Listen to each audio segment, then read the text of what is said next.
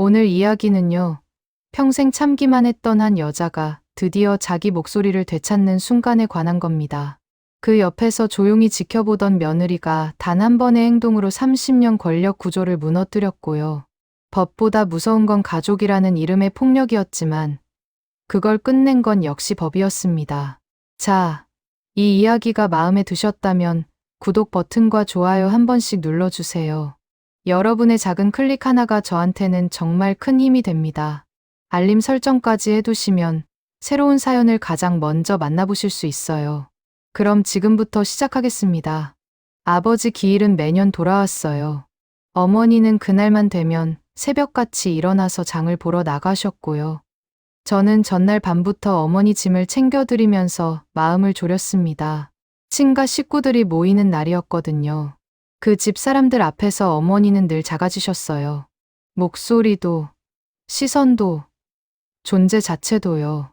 엄마, 올해는 제가 같이 갈게요. 괜찮아. 너 바쁘잖아. 아니에요. 갈 거예요. 어머니는 제 눈을 피하시면서 고개를 저으셨어요. 하지만 저는 이미 마음먹었죠.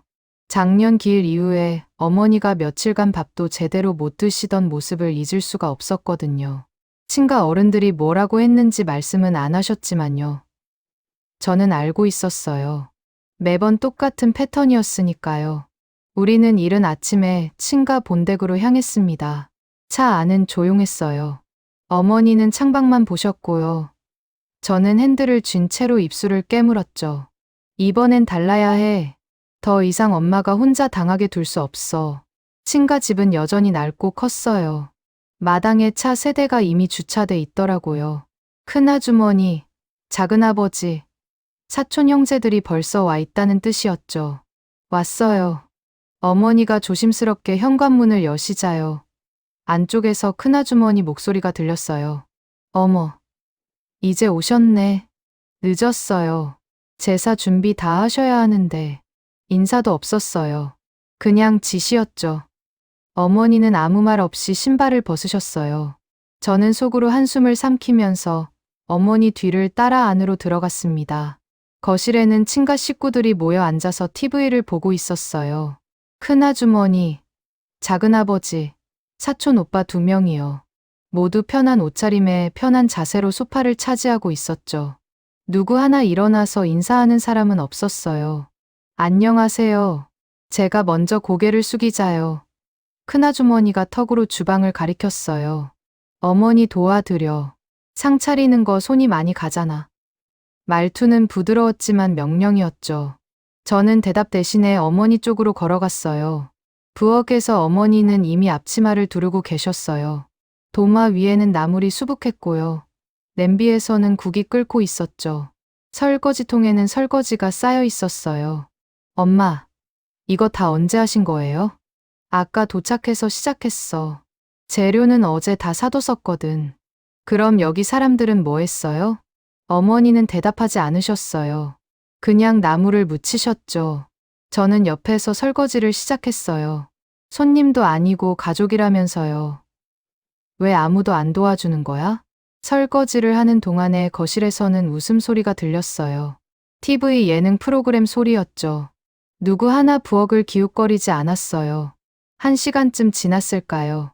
어머니는 상을 차리기 시작하셨어요. 밥, 국, 나물, 전, 과일까지요. 정갈하게 준비된 음식들이 제사상 위에 올라갔습니다. 됐다. 이제 오시라고 해. 어머니가 작게 말씀하시자요. 저는 거실로 나가서 사람들을 불렀어요. 그제야 하나둘 일어나더니 제사상 앞으로 모였죠. 제사는 짧게 끝났어요. 절을 2번 하고요. 술을 올리고요. 몇 마디 기도 같은 말을 중얼거리더니 끝이었어요. 그리고 곧바로 음식을 나눠 먹기 시작했죠. 이거 간이 좀 싱거운데? 큰아주머니가 나물 하나를 집어 들면서 말했어요. 어머니는 아무 대꾸도 하지 않으셨어요. 그냥 고개만 살짝 숙이셨죠. 저번에도 그랬지.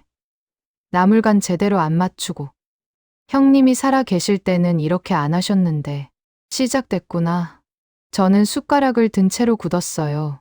어머니는 손을 가만히 무릎 위에 올려놓으셨어요. 아무 말씀도 없으셨죠. 그리고 이 전은 뭐예요? 너무 두껍게 붙였어. 형님이 싫어하시던 스타일인데. 죄송해요. 어머니의 목소리는 너무 작았어요. 저는 숟가락을 내려놨죠. 저는 괜찮던데요. 제가 끼어들자요. 큰아주머니가 저를 쳐다봤어요. 내가 뭘 알아? 우리 집안 제사 음식은 원래 이렇게 안 해. 형님 성격 잘 아시잖아요. 옳게. 어머니는 대답하지 않으셨어요. 그냥 젓가락만 만지작거리셨죠. 저는 숨을 참았어요. 말을 하고 싶었지만 어머니 눈치가 보였거든요. 어머니는 늘 이러셨어요. 참으셨어요. 삼키셨어요. 아무 말도 하지 않으셨죠. 그나저나 옳게. 요즘 생활비는 어떻게 되세요? 작은아버지가 갑자기 화제를 바꿨어요. 어머니는 고개를 드셨어요. 표정이 조금 굳었죠. 그냥 지내요. 아, 그게 아니라요. 형님 돌아가신 지 벌써 몇 년인데요. 유족연금 같은 거 받으시잖아요. 네. 그럼 한 달에 얼마나 나와요? 지금 뭐 하는 거지? 저는 젓가락을 놨어요. 분위기가 이상했거든요. 어머니는 입술을 달싹이셨지만 대답하지 않으셨어요. 작은아버지는 웃으면서 말을 이었죠.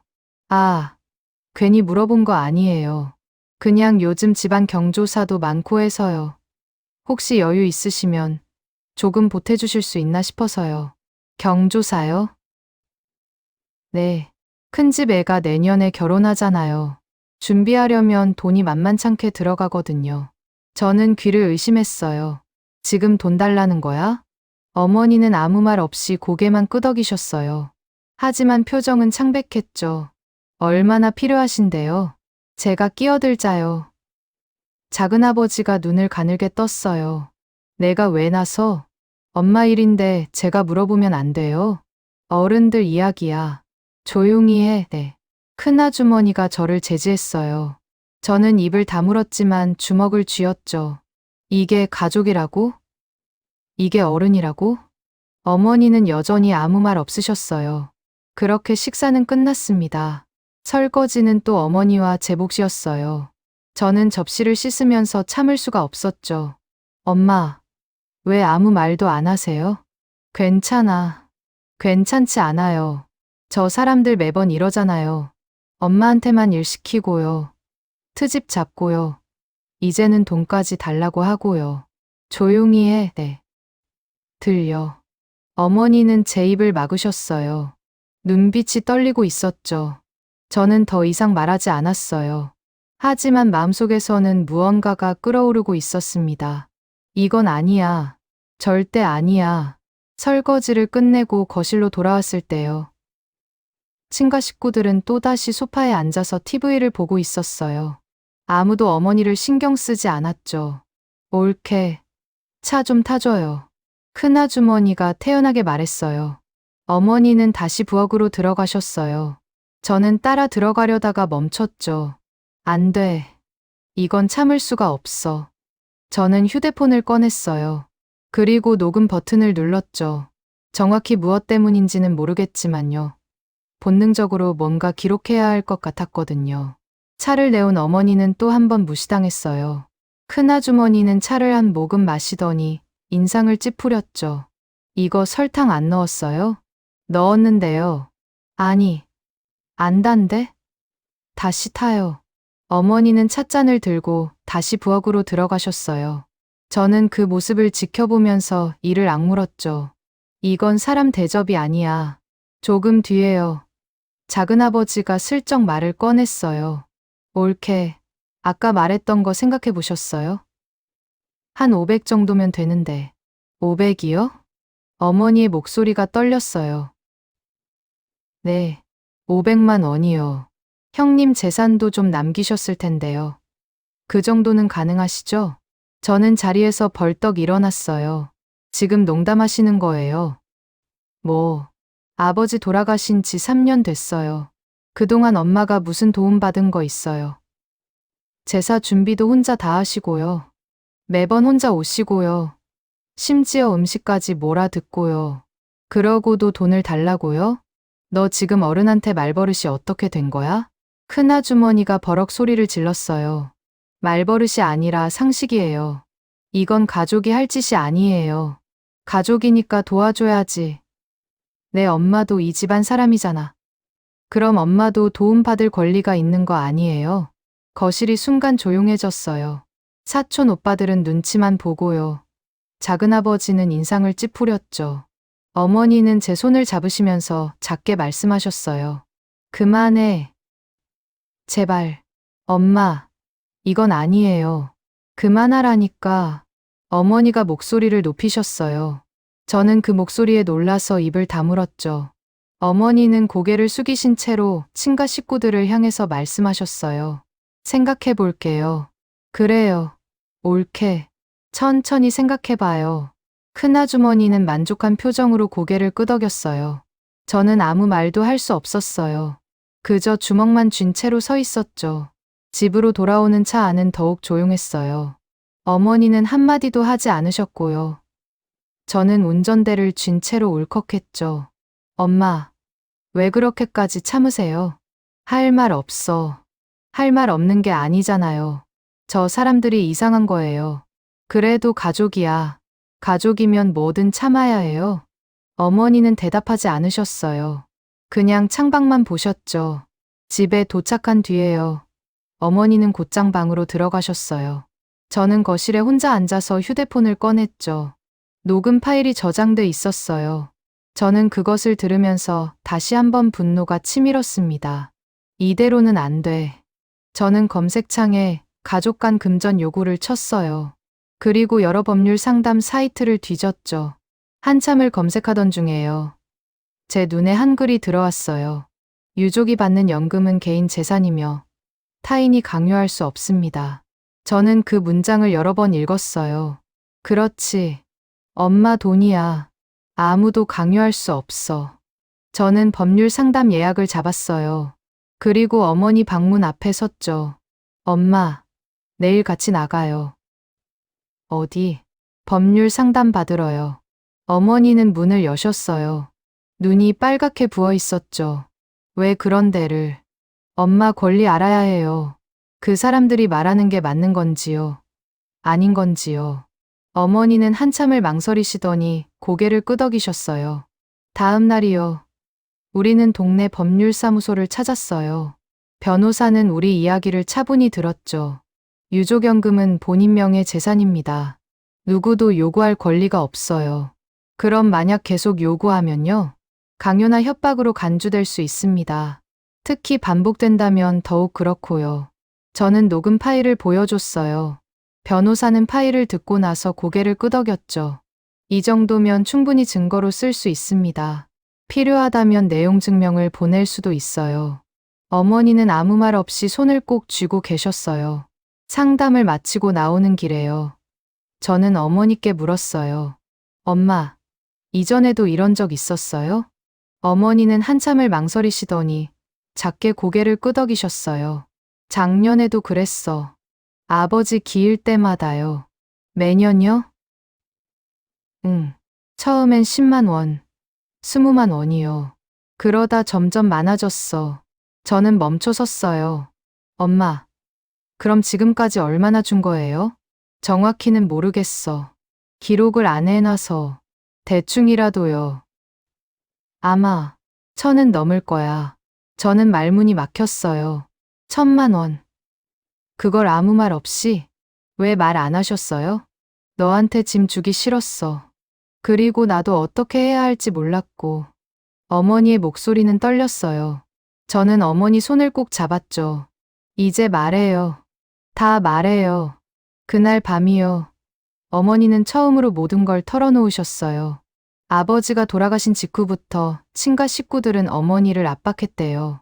재산은 무조건 어머니가 준비해야 하고요. 집안일도 무조건 어머니가 해야 하고요. 돈이 필요하면 무조건 어머니가 내야 한다고요. 너는 우리 집안 며느리잖아. 형님 없어도 내가 책임져야지. 큰아주머니는 늘 그렇게 말했대요. 그리고 어머니는 그 말에 아무 대꾸도 하지 못했다고 하시더라고요. 아버지 살아 계실 때는 어땠어요? 아버지는 관심이 없었어. 나한테도요. 집안일에도요. 그냥 돈만 벌어오고요. 집에 오면 자기 방에만 계셨지. 그럼 엄마는 혼자. 응, 혼자였어. 시댁 식구들한테도요. 남편한테도요. 저는 아무 말도 할 수 없었어요. 그저 어머니 손을 꼭 쥐고 있을 뿐이었죠. 그런데 아버지가 돌아가시기 몇 달 전에 조금 달라졌어. 어떡해요? 갑자기 나한테 말을 걸더라고. 미안하다고요. 내가 잘못했다고요. 어머니는 눈물을 닦으셨어요. 그리고 돌아가시기 일주일 전에 서류 하나를 줬어. 이거 잘 보관해라. 나중에 필요할 거다라고 하시더라고. 무슨 서류요? 유언장이었어. 재산은 전부 내 명의로 넘기겠다고요. 저는 숨이 멎었어요. 그럼 지금 재산은 전부 내 명의야. 집도요. 예금도요. 그걸 친가 사람들은 몰라요? 모를 거야. 아버지가 비밀로 하라고 했거든. 저는 고개를 끄덕였어요. 그리고 한 가지를 깨달았죠. 그래서 저 사람들이 계속 돈을 요구한 거구나. 자기들이 받을 게 없다는 걸 모르니까. 엄마, 그 서류 어디 있어요? 내 방 서랍에 있어. 가져와요. 지금 당장요. 어머니는 서류를 가져오셨어요. 저는 그것을 펼쳐봤죠. 공증된 유언장이었어요. 명확했어요. 모든 재산은 어머니 단독 명의였죠. 엄마, 이거면 돼요. 뭐가? 이제 저 사람들한테 아무것도 줄 필요 없어요. 어머니는 불안한 표정으로 저를 봤어요. 그래도 가족인데, 가족이라고 해서 피해를 줘도 되는 건 아니에요. 저는 서류를 복사했어요. 그리고 변호사에게 다시 연락했죠. 이 서류를 바탕으로 내용 증명을 보낼 수 있을까요? 물론입니다. 내용은 명확하게 하시면 돼요. 더 이상 금전 요구를 하지 말 것. 그리고 지속될 경우 법적 조치를 취하겠다는 내용으로요. 저는 변호사와 함께 내용 증명 초안을 작성했어요. 그리고 어머니께 보여드렸죠. 이거 보내면 저 사람들이 화낼 거야. 화내든 말든요. 이건 엄마 권리예요. 어머니는 한참을 망설이시더니 고개를 끄덕이셨어요. 그래, 보내자. 내용 증명은 일주일 뒤에 친가 큰 집으로 발송됐어요. 그리고 사흘 뒤에요. 큰아주머니에게서 전화가 왔죠. 옳게. 이게 무슨 짓이야? 어머니는 전화를 받지 않으셨어요. 대신 제가 받았죠. 저예요. 너 때문에 이런 거야? 아니요. 엄마 뜻이에요. 말도 안 돼. 올케가 그럴 사람이 아니야. 그동안 계속 참으셨던 거예요. 이제 더 이상 안 참으시겠대요. 너 이러다 진짜 집안에서 쫓겨나는 거 알아? 쫓겨나는 게 아니라 나가는 거예요. 엄마 스스로요. 전화는 끊겼어요. 저는 휴대폰을 내려놨죠. 엄마, 괜찮아요? 어머니는 떨리는 손으로 물잔을 쥐고 계셨어요. 무섭긴 한데요. 그래도 후련해. 저는 어머니 어깨를 감싸 안았어요. 이제 시작이에요. 그로부터 며칠 뒤에요. 친가 식구들이 우리 집으로 찾아왔어요. 초인종이 울렸고요. 문 앞에서 큰아주머니 목소리가 들렸죠. 옳게. 문 열어. 어머니는 움직이지 않으셨어요. 저는 인터폰 너머로 대답했죠. 무슨 일이세요? 옳게 좀 바꿔. 엄마는 지금 말씀 안 하세요. 이게 무슨 버릇없는 짓이야. 당장 문 열어. 안 돼요. 할 말 있으면 변호사 통해서 하세요. 변호사. 너 미쳤어? 아니요. 정상이에요. 오히려 지금까지가 비정상이었던 거예요. 저는 인터폰을 끊었어요. 한참 동안 문 앞에서 소리가 들렸지만요. 우리는 문을 열지 않았죠. 결국 그들은 돌아갔어요. 어머니는 소파에 앉아서 한참을 우셨어요. 저는 옆에서 가만히 손을 잡아드렸죠. 엄마, 잘하신 거예요. 그런가? 네, 분명히요. 며칠 뒤에요. 변호사에게서 연락이 왔어요. 친가 측에서 연락이 왔습니다. 합의를 원한다고 하네요. 합의요? 네. 더 이상 금전 요구를 하지 않겠다고 약속하겠다고요. 저는 어머니를 봤어요. 어머니는 고개를 저으셨죠. 합의는 필요 없어요. 어머니? 난 이제 저 사람들이랑 연락하고 싶지 않아. 제사도요, 모임도요, 아무것도요. 변호사는 잠시 침묵하더니 말했어요. 그것도 방법입니다. 가족이라고 해서 반드시 관계를 유지할 의무는 없으니까요. 우리는 합의를 거부했어요. 그리고 어머니는 친가 식구들과의 모든 연락을 끊었죠. 전화번호도 바꿨고요. 제사도 우리 집에서만 지내기로 했어요. 처음 몇 주는 힘들었어요. 어머니는 가끔 불안해하셨고요. 밤에 잠을 설치기도 하셨죠. 이러는 게 맞는 건가? 엄마가 편한 게 맞는 거예요. 그래도 가족인데 가족이라는 이름으로 괴롭힌 사람들이에요. 그건 가족이 아니에요. 어머니는 한참을 생각하시더니 천천히 고개를 끄덕이셨어요. 그 뒤로요. 서서히 변화가 시작됐어요. 어머니는 예전보다 말이 많아지셨어요. 웃음도 늘었고요. 아침에 일어나시는 표정도 달라졌죠. 어느 날이요. 어머니가 저한테 말씀하셨어요. 나 요즘 뭘 배우고 싶어. 뭐요? 그림이요. 어릴 때 그리고 싶었는데 못했거든. 그럼 배우세요. 그래도 될까? 당연하죠. 엄마 인생인데요. 어머니는 수채화 학원에 등록하셨어요. 처음엔 서툴렀지만요. 점점 실력이 늘었죠. 그리고 무엇보다요. 표정이 밝아지셨어요. 한 달쯤 지났을 때요. 어머니가 그린 그림을 보여주셨어요. 하얀 들판에 핀 코스모스 그림이었죠. 예쁘죠? 정말 예뻐요. 엄마, 나 이제 알겠어. 뭐요? 내가 뭘 좋아하는지요. 내가 어떤 사람인지요. 그동안 난 그냥 살아만 있었던 것 같아. 어머니의 목소리는 떨렸지만요. 눈빛은 맑았어요. 저는 어머니를 안아드렸어요. 그리고 속으로 생각했죠. 이제 시작이야. 엄마의 진짜 인생이. 그 사이에요. 친가 쪽에서는 몇 번 더 연락이 왔어요. 하지만 우리는 받지 않았죠. 작은아버지가 제 회사로 전화를 걸어온 적도 있었어요. 내 엄마 좀 설득해라. 이러면 안 되는 거 아냐? 뭐가 안 되는 건데요? 우리가 가족이잖아. 가족이었으면 진작에 가족답게 대하셨어야죠. 그리고 전화를 끊었어요. 그 뒤로는 연락이 뚝 끊겼어요. 석 달쯤 지났을 때요. 어머니가 친구들과 전시회에 다녀오셨어요. 학원 동기들이랑 같이요. 돌아오신 어머니는 들뜬 표정이셨죠. 재밌었어요? 정말 재밌었어. 그림도 많이 보고요. 밥도 먹고요. 수다도 떨고요. 좋으셨겠네요.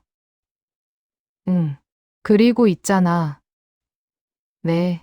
나 이제 혼자서도 괜찮을 것 같아. 저는 어머니를 봤어요. 어머니는 웃고 계셨죠. 반년이 지났을 때요. 어머니는 작은 전시회를 열게 됐어요. 학원에서 주최하는 단체전이었는데요. 어머니 작품도 3점이나 걸렸죠. 전시회 오프닝 날이요. 저는 어머니와 함께 갤러리에 갔어요. 벽에 걸린 어머니 그림을 보면서요. 저는 울컥했어요. 첫 번째 그림은 폭풍우가 지나간 하늘이었어요. 먹구름 사이로 빛이 새어나오고 있었죠. 두 번째 그림은 뿌리 깊은 나무였어요. 바람에 흔들리지만 굳건히 서 있는 모습이었죠. 세 번째 그림은 활짝 핀 벚꽃나무였어요. 흩날리는 꽃잎들이 자유롭게 날아가고 있었어요. 엄마, 이거 내 이야기야. 저는 어머니 손을 꼭 잡았어요. 관람객들이 하나둘 모여들었어요. 어머니는 작품 앞에 서서요. 조심스럽게 설명하셨죠. 이건 제가 겪은 일들을 그린 거예요.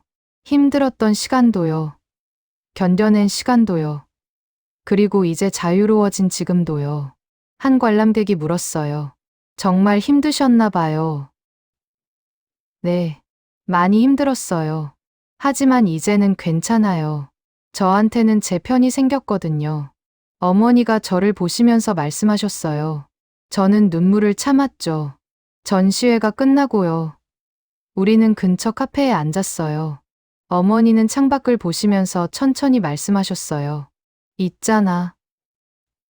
네, 고마워. 제가요? 응. 내가 없었으면 난 아직도 그 사람들한테 끌려다니고 있었을 거야. 아니에요. 엄마가 용기 내신 거예요. 아니야. 너였어. 내가 먼저 용기를 냈고요. 내가 따라간 거지. 저는 고개를 저었어요. 우리 함께 한 거예요. 어머니는 웃으시면서 고개를 끄덕이셨어요. 그로부터 얼마 뒤요. 친가에서 마지막으로 한 번 연락이 왔어요. 큰아주머니였죠. 옳게. 이제 그만하면 안 되겠어? 우리도 사과할 테니까. 어머니는 전화를 받으셨지만요. 목소리는 흔들리지 않았어요. 사과는 필요 없어요. 저는 이제 제 인생을 살 거예요. 그래도 그동안 저한테 한 일들요. 돈 요구한 일들요. 그거 다 기억해요. 그리고 그 누구도 저한테 사과한 적 없잖아요. 지금 와서 사과한다고 해서 달라지는 건 없어요. 옳게. 그래도 우린 가족이잖아. 어머니는 잠시 침묵하셨어요. 그리고 또박또박 말씀하셨죠. 가족은 서로를 존중하는 사람들이에요. 저를 무시하고요. 이용하고요. 상처 준 사람들은 가족이 아니에요. 이제 그만 연락하세요. 그리고 전화를 끊으셨어요. 저는 어머니를 봤어요. 어머니는 손이 조금 떨리고 있었지만요. 표정은 평온했죠. 엄마, 괜찮아요? 응, 괜찮아. 오히려 시원해. 그날 저녁이요. 우리는 아버지 제사를 우리 집에서 조촐하게 지냈어요. 친가 식구 없이요. 둘이서만요. 어머니는 제사상을 차리시면서 조용히 말씀하셨어요. 아버지, 미안해요. 이제는 제가 편한 방식으로 살게요. 당신이 마지막에 저한테 준 기회요. 이제야 제대로 쓰는 것 같아요. 절을 하고 나서요. 어머니는 눈물을 닦으셨어요. 하지만 슬픈 눈물은 아니었어요. 그 뒤로요. 친가에서는 더 이상 연락이 오지 않았어요. 1년이 지났을 때요. 어머니는 학원 강사로도 활동하기 시작하셨어요. 초보자들을 가르치는 보조 강사였죠. 재밌어요? 정말 재밌어. 사람들이 그림 그리면서 표정이 밝아지는 거 보면요. 나도 기분이 좋아져. 엄마 천직 찾으신 것 같네요. 그치? 나도 그렇게 생각해. 어머니는 이제 완전히 다른 사람이 되셨어요. 목소리도 밝아졌고요. 걸음걸이도 가벼워졌죠. 무엇보다요. 스스로 결정하고 선택하는 모습이 당당했어요. 어느 날 저녁이었어요. 어머니와 함께 저녁을 먹다가요. 어머니가 갑자기 말씀하셨어요. 있잖아. 내가 요즘 생각하는 게 있어. 뭔데요?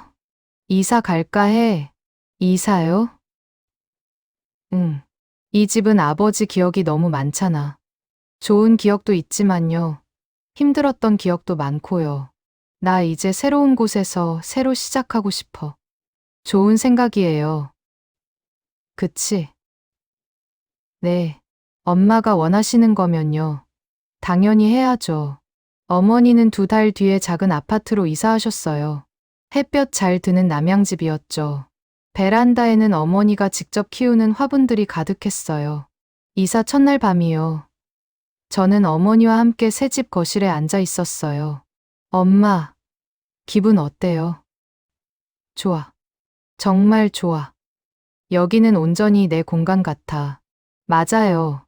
여기는 엄마만의 공간이에요. 그래. 앞으로는 내가 좋아하는 것들로만 채울 거야. 어머니는 창밖을 보시면서 천천히 말씀하셨어요. 알아? 나 요즘 생각하는데요. 그동안 내가 살았던 게 아니라 사라진 것 같아. 누군가의 며느리로요. 누군가의 엄마로요. 근데 이제는 달라. 나는 나야. 그냥 나. 맞아요. 엄마는 엄마예요. 응. 나는 나. 그날 밤이요. 저는 어머니의 새 집에서 자고 갔어요. 아침에 일어나니까요. 어머니가 벌써 일어나서 그림을 그리고 계셨어요. 엄마, 벌써 일어나셨어요? 응. 오늘은 해 뜨는 거 그리고 싶어서. 창밖에는 아침 햇살이 쏟아지고 있었어요. 어머니는 그 빛을 화폭에 담고 계셨죠. 저는 그 모습을 보면서 생각했어요. 이게 진짜 엄마구나. 이게 엄마의 진짜 모습이구나. 그로부터 몇 달 뒤요.